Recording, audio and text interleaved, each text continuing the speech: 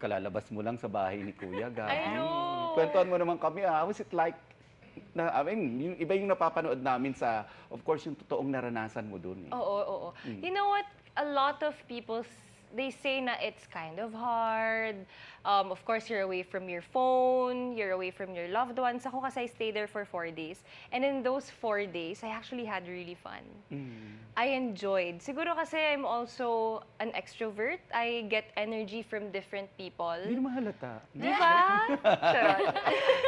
So ako, I really enjoyed every single moment with them. Ang saya din palang ma-detach sa outside world, paminsan-minsan. Of course, I can't speak for all the housemates kasi iba naman yung sitwasyon nila because they really are housemates.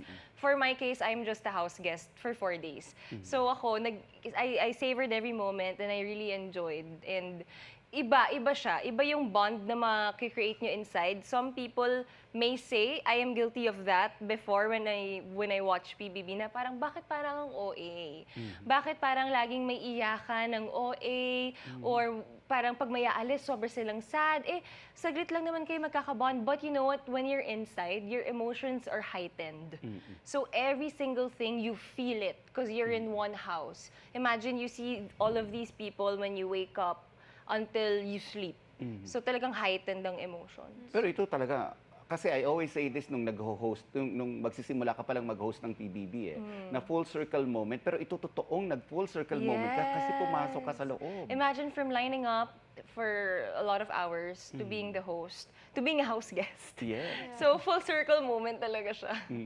Sa ladies na to, sa tingin mo, natanong na kita sino sa I tingin mo yung know. bagay pumasok sa loob? Ako, I wouldn't change my answer. Maybe it's really Mikey. Bakit Ako din, if I were to ask, Ako, it's mine. it's Mikey. Yes, Mikey na talaga. I think so. So funny. Bakit si Mikey? Kasi her personality is so vibrant. I feel like she could get along with a lot of people. She can also share her stories.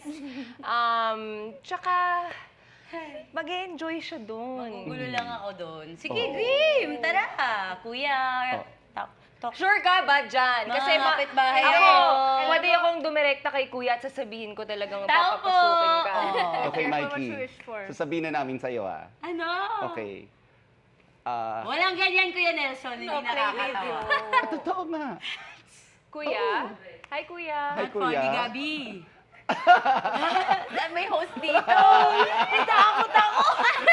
At ito na nga po, subaybayan po natin ang pagpasok ng nag-iisang Hoy, may Mikey thesis ako! Pinto. Ito na talaga yun. Ganda na ulap na loob. Tama na. Okay, okay.